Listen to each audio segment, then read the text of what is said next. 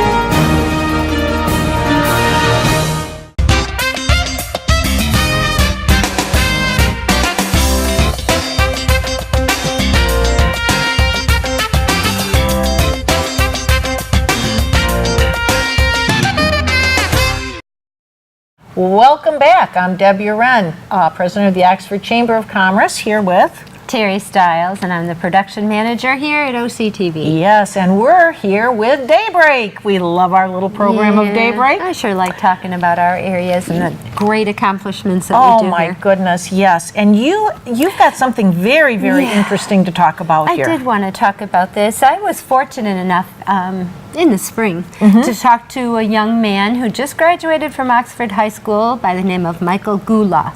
And he had a car show last weekend, so it'll be like a week and a half when you finally see this, at the Legacy Center. And it was a classic car show for ALS, to raise funds for ALS. His grandmother has ALS, so it's near and dear to his heart, and this young man just took this entire project on his own. And from what I understand, it was well attended, and you can see part of that car show on our community access coming up in the next week or so. Russell covered it. He raised $1,300 at that car show. Isn't that That was amazing? his first attempt at this fundraising, and obviously he put his heart and soul into it, and he is a car show kid. Well, so he kind of has probably a little bit of experience. Well, and he probably has a bless his little bit of heart. connections too, so that, you know, he was able to reach out to people that have these vintage cars and have them come out. And just from what I'm seeing here, you know, some of these vehicles that were there, outstanding. But for this young man, I can't even think at the age, you said 17? 17. I can't even think at age 17 what I would be.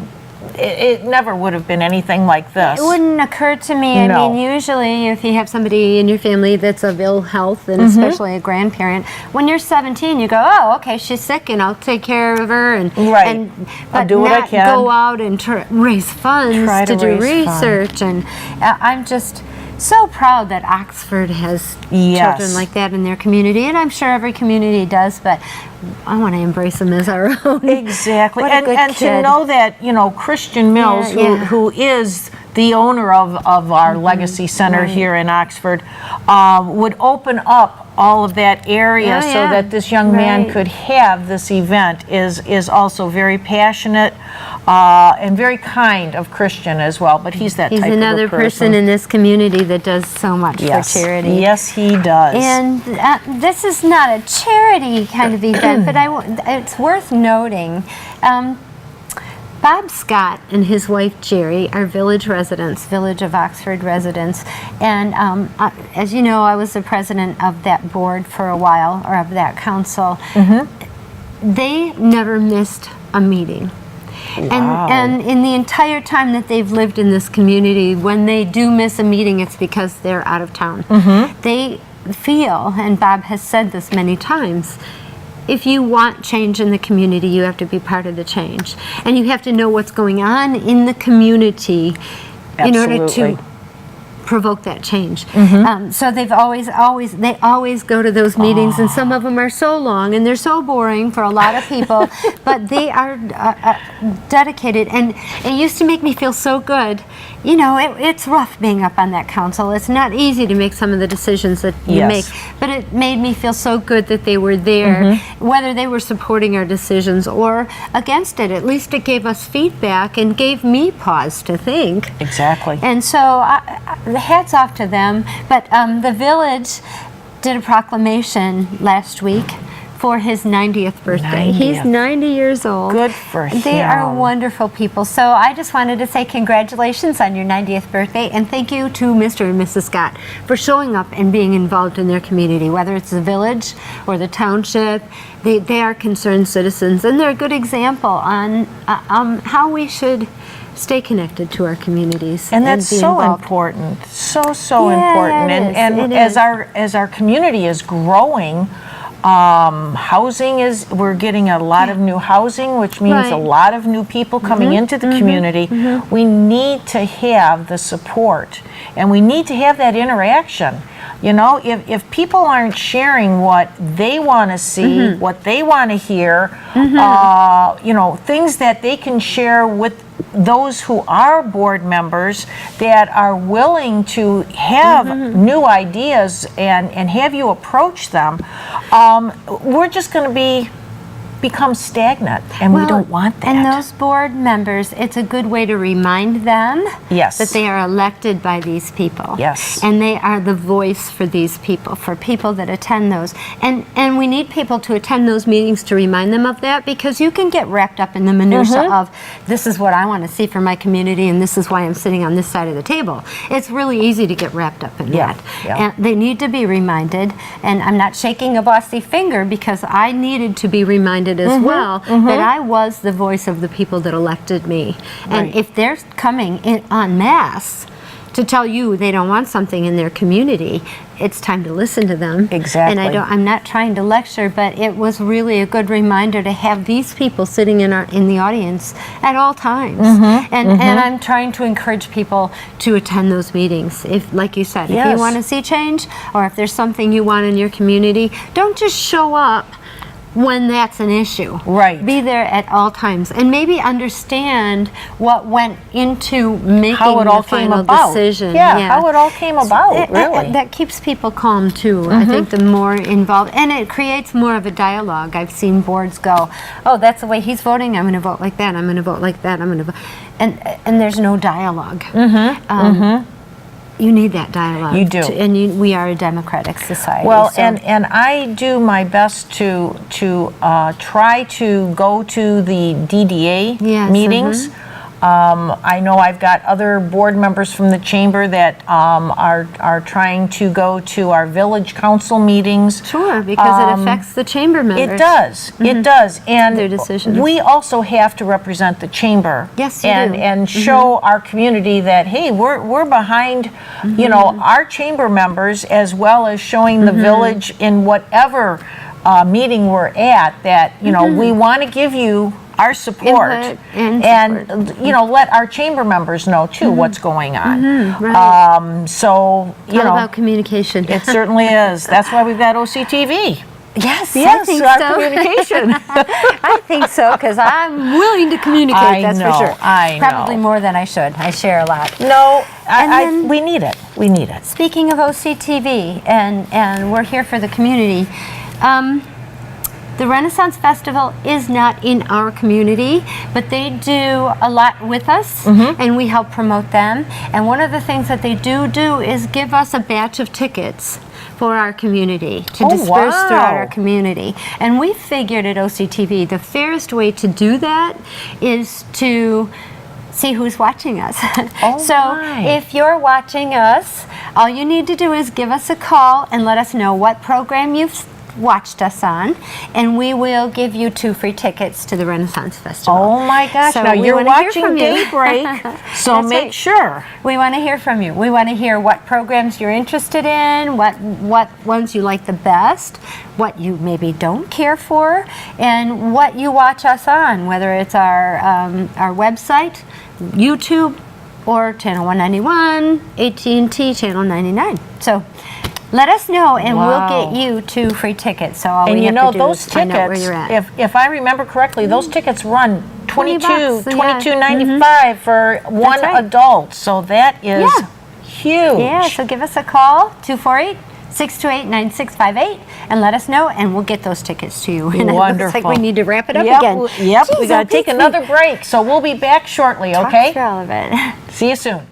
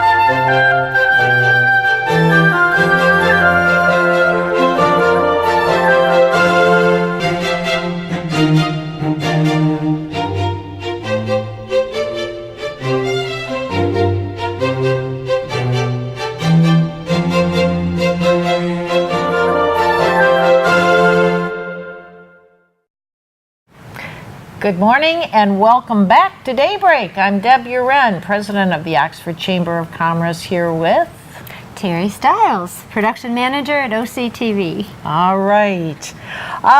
We are on our last segment here, and we're going to talk about the chamber. Yeah, a little bit about the chamber. We surely filled up the last two segments. We certainly didn't we? did. They both flew by so quickly. Sure did. I cannot believe it. Yeah, we do need to get to some chamber business. Before we do, though, I just want to mention, and I didn't get to talk. I talked so much in the last one. I didn't get to talk about this, but in last week's Oxford Leader, CJ wrote an article about the Meals on Wheels program, and I just want to. I don't want for us to forget about the seniors in this community, the people that need Meals on Wheels help. They always need volunteers in the community, but I want to say that 73% say that Meals on Wheels have helped them live independently. So I just want to thank the people that volunteer for Meals on Wheels and Meals on Wheels. I know they're not going to see this because they're located, their headquarters are in Rochester at the Senior Center, but they get meals out to our community, and my mother was a recipient of that service. So I just want to thank them for that. I didn't want to go by without doing that. That is such a wonderful thing to be able to do, and to be able to help people and still give them that independence. Yes. You know, that feeling of just being able to, okay, fine, they're delivering, so it's just like us getting a pizza delivered to our home. Right. This is a whole meal that they are able to receive. Right. And between Meals on Wheels and NODA, they're doing a lot for the seniors in our community, or the shut-ins in our community. Well, and it says 9,500 meals last year were delivered to seniors just in Oxford alone. Yeah. That's pretty incredible. So thank you for that. And yes. Thank you for taking care of And thank you, CJ, for writing that article as well. Reminding us that we need to know. There are people in our community that need that kind of help. Absolutely. So let's talk about chamber fun stuff. Okay, well, one thing, here we are talking about a wonderful event like this. We have at Banbury Cross a horse show and an open house coming August 26th from 10 to 4 o'clock, and OCTV is going to be out there. Yes, we are. We need to cover that. Another fundraiser that I think is really important. Absolutely. And they're located on 1223 Brower Road in Oxford. That's BRAUER, Brower Road. I have heard so much about Banbury Cross and all the horses that they have, all the children and young adults that they help through therapy on riding horses, giving them that opportunity to really enjoy and express themselves by being on these horses. That's the key. They are able to express and those are special horses. I mean, not every horse is able to take on, a child that has certain disabilities. Right. So I am extremely honored to be able to go out there. I've met a couple of the members that are on the board for Banbury Cross, and now to actually be able to go out there and be not a part of it, but to just be able Witness to see. It. Right. And they're so enthusiastic about their work, and they're so dedicated. The staff and the volunteers are so dedicated to improving the lives of the people that use those horses for therapeutic reasons. And you're right, those horses are pretty special. And I will say, and I don't know if they want this known, but here I am, I'm sharing everything. They did lose a horse. They had 12, and they did lose one. And the rider of that horse adjusted great to going to another horse. So that says a lot for what they do therapeutically. But they get their horses through donations. Everything they do is through donations. Everything they do is through donations. So really if you have that opportunity, stop out at Banbury Cross, 1223 Brower Road in Oxford. August 25th. August 26th. Sorry. 26th. So other things going on with our chamber. We've got now coming up in October, this is our biggest event that the chamber puts on, and it is our Save Second Base, which is our annual Women's Expo. And being that it was so well received last year, on a Sunday, we are going to continue to do this on a Sunday. So it will be Sunday, October 15th, and it will run from 11 to 4 p.m. It will be at Boulder Point. We always have great success out at Boulder Point, and they always have wonderful food for us that you can purchase at such a reasonable price. You know, our vendors can get, you know, a beautiful lunch for $6, $7. Yeah, that's amazing. And we have a number of people that come through, women, and we do have men come through as well. You know, they drop their wives off, and then they'll kind of walk through too. Yeah, we've got so many vendors, and Nicole at our chamber office is already receiving calls. You know, when is it? Where can I get my vendor, you know, registration form in? So I'll be there both as a chamber member, as a board member, but I'm also going to have my business there as well. So my business is Great Energy LLC, and I will have my equipment there, and we're looking forward to being able to give you an 8-minute session of energy. Oh my goodness, and I've had that, and it's wonderful. Just kind of a little plug there. I felt good for weeks with that, but the expo is such an amazing opportunity for networking for local businesses in our community and on the perimeters of our communities. I just love that event. And October is always, you know, our breast cancer month, and so we have donations that are coming in for breast cancer, and McLaren is our key sponsor, as they always are. So McLaren has a number of they have information that they can provide, but what they do is all the funds that they receive from our donations from the baskets that we have, that all goes towards mammograms for women in the Oakland community, Oakland County area, that are unable to afford having mammograms. So this is one of the reasons I think that this is such a big event for us, and we have such a wonderful participation with both vendors, donations around the community, and just the participation of those coming in to see. So that's a fun event. I love it. It just does your heart good. This is how I got started with the chamber. Actually, through the expo. Yep, I was a vendor way back, and I'm like, whoa, this is kind of fun. Yeah, so I joined the chamber, and then I became one of the board members, and it's just gotten me more and more involved in our community. That's another event that we cover, so if you miss it for some tough reason, I hope it's a tough reason, if you miss it this year, we will certainly cover it, and then that will encourage you to be part of it next year. Next year. Because it's going to happen again next year. Yes, ma'am. We love it. We look forward to it. And it's a great event. And it will always be in October. So we also have the 6th of our speaker series is coming up on September 7th, which is a Thursday, from 12 to 1:30. It's going to be held at the Oxford Library, which is right on Pontiac Street.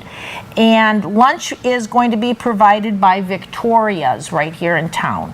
So our speakers will be Vicki Winkler from the Marketing Shop and Jeff Mackey from 615 Solutions. We've got ribbon cuttings coming up, but we'll have to talk about those next time, okay? Yeah, that's again, we've just walked through another 30 minutes. I'm really glad that people join us for this I am show. too, and thank you so much for being with us here today, and we hope you enjoyed, and don't forget about those Renaissance tickets. Oh yeah. Yeah, give Teri a call. Thank you, and we'll see you again soon. Bye-bye.